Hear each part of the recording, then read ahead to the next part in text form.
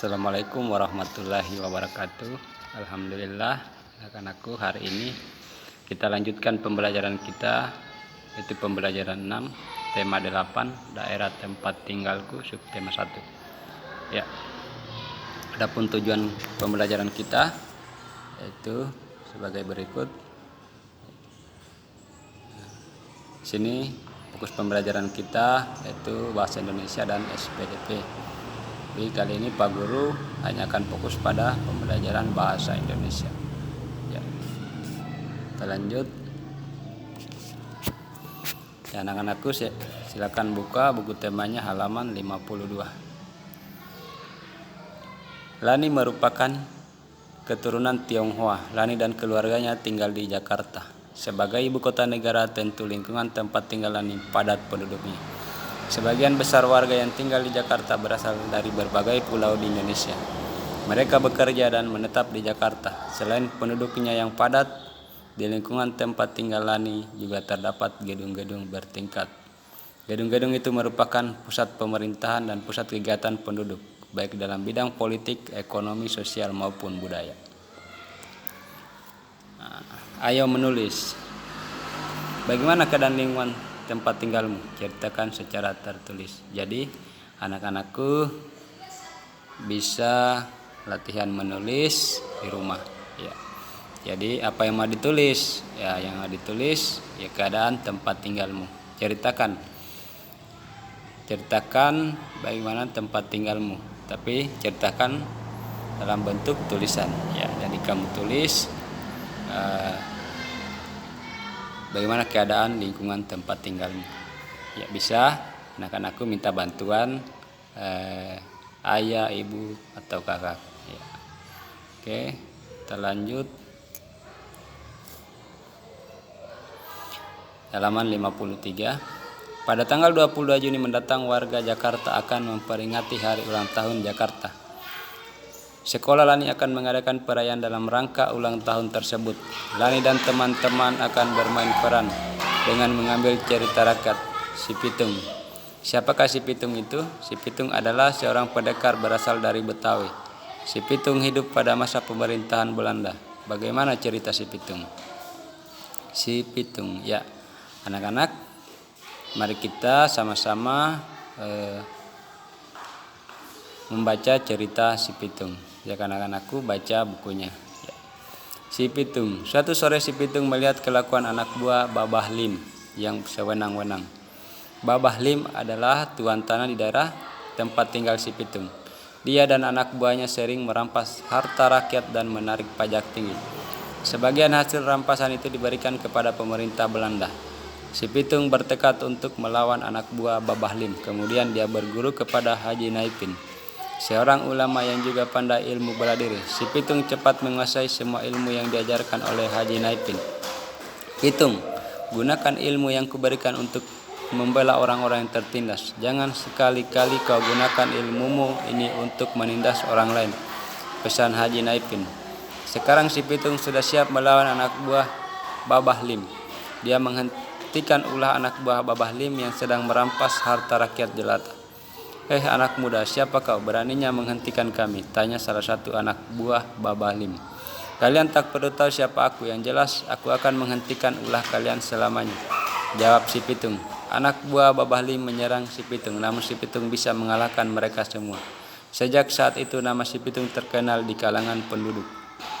Si Pitung memutuskan untuk mengabdikan hidupnya pada rakyat jelata. Dia bertekad untuk mengambil kembali hak yang sudah dicuri oleh tuan tanah dan mengembalikannya kepada rakyat. Dia mengajak beberapa temannya untuk bergabung dengannya. Kelakuan Si Pitung tidak disukai oleh tuan tanah dan juga pemerintah Belanda. Mereka mengeluarkan perintah untuk menangkap Si Pitung, namun Si Pitung amat cerdik. Dia selalu berpindah tempat sehingga pemerintah Belanda dan juga tuan tanah tidak bisa menangkapnya karena kesal. Pemerintah Belanda menggunakan cara licik. Mereka menangkap Pak Piun, ayah Si Pitung, dan Haji Naipin. Salah satu pejabat pemerintah Belanda yang bernama Schout Heine mengumumkan bahwa jika Si Pitung tak menyerah, Pak Piun dan Haji Naipin akan dihukum. Si pitung mendengar berita tentang penangkapan ayah dan gurunya itu, kemudian dia menghadap Scott Heine dan menyerahkan diri. Dia tak mau ayah dan gurunya menderita. Si pitung, kau telah meresahkan banyak orang dengan kelakuanmu. Itu. Untuk itu, kau harus dihukum tembak, kata Scott Heine. Kau tidak keliru, bukannya kau dan tuan tanah itu yang meresahkan orang banyak. Aku tidak takut dengan ancamanmu, jawab si pitung. Scott Heine benar-benar melaksanakan ancamannya. Si pitung dihukum tembak. Hidup si pitung berakhir di ujung peluru, namun kisah kepahlawanannya tetap dikenang. Si pitung, si pahlawan rakyat jelata. Ya, anak-anak, setelah kita membaca cerita si pitung, jadi bisa kita identifikasi. Ya, cerita si pitung ini kalau kita identifikasi, dia berjenis cerita fiksi berjenis sage, ya, karena cerita tersebut mengandung unsur sejarah dan kepahlawanan si pitung.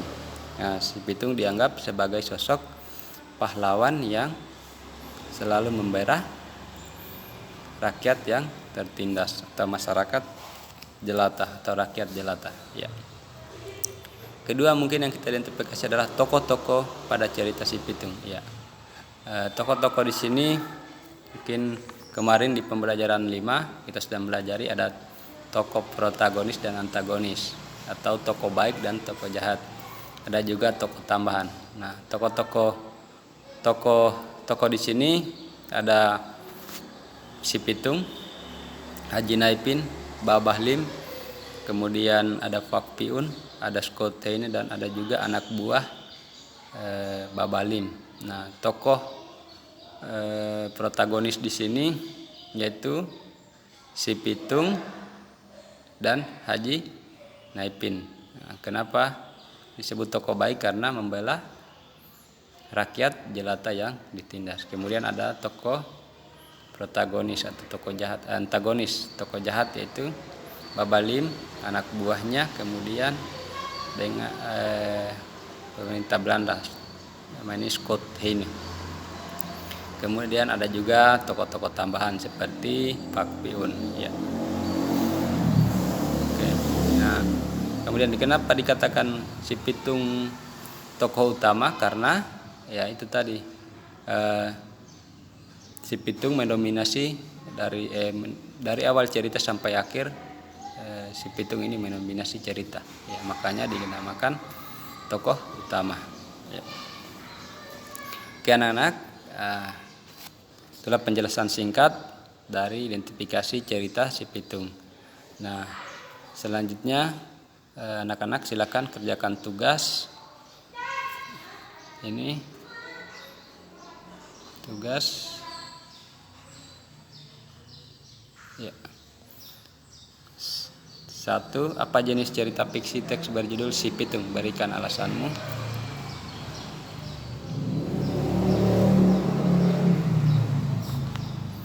2. Sebutkan nama tokoh-tokoh dalam cerita tersebut. 3. Sebutkan tokoh utama dan tokoh tambahan pada cerita tersebut, jelaskan. 4. Sebutkan tokoh protagonis dan tokoh antagonis pada cerita tersebut, jelaskan. Ya. Silakan anak-anak kerjakan tugas ini. Silakan dijawab.